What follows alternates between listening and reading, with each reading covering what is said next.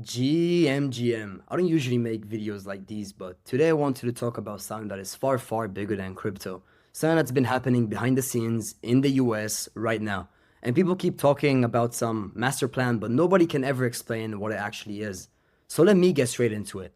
In my view, the US is trying to raise its debt. Not by paying it back, not by defaulting, not by buying anything back. They're going to do it in the only way that actually works in this scale.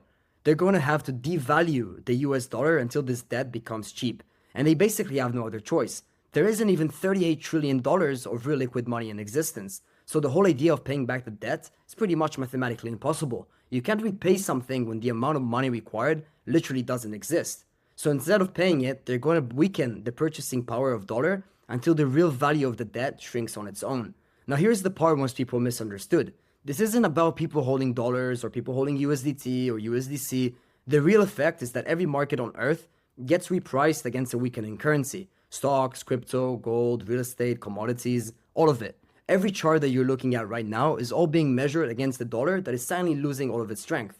This is why everything looks like it's going up at the same time. It's not because every asset suddenly becomes more valuable. It's because the denominator, the dollar, is melting underneath it. So when you see Bitcoin pump, gold pump, stocks pump, part of that is adoption, part of that is demand, sure. But a huge part is simply the dollar losing its purchasing power. And that's intentional because the only way to shrink a debt this large is to shrink the value of the unit that debt is denominated in. But here's where crypto specifically gets pulled into this picture. The stablecoin paradox.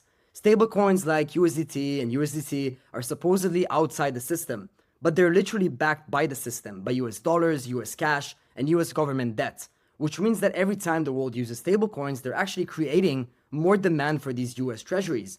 Crypto thinks it's escaping fiat, but stablecoins plug it right back. That is why it's a massive paradox. The dollar is melting, but the ecosystem that supports the dollar is getting much, much stronger.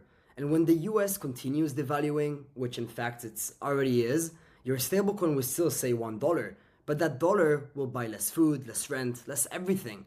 And again, you don't need to be holding any stablecoins to feel this. If you're in markets at all, you're pretty much already seeing it. Everything is pumping because the unit of everything is measured in this weakening currency. This isn't random, it's pretty much their strategy. Let the dollar weaken, let all the markets reprice higher, and use stablecoins to keep the entire global demand for USD assets alive. And all of this while they're silently inflating the real weights of this debt away. The US is definitely not going to pay back $38 trillion in debt. They're going to make $38 trillion irrelevant.